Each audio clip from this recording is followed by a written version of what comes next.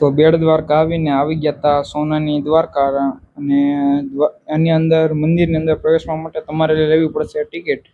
Ticket મંદિરની અંદર પ્રવેશો એટલે કે આ ટાઈપનું બધું તમને દેખાય. એ ટાઈપનું કામકાજ બધું નકશી કરેલું છે. અને અંદર કૃષ્ણ ભગવાને જે લીલા કરી છે એના બધાના દ્રશ્યો, અને હિન્દુ ધર્મના બધા માતાજી, દેવી દેવતા, સંતો, પરમહંસો, એનું બધું આ ટાઈપનું મ્યુઝિયમ ને તમને બહાર નીકળતા આ ટાઈપના પથ્થરો અને આ રીતનું બધું તમને ના જોવા મળશે.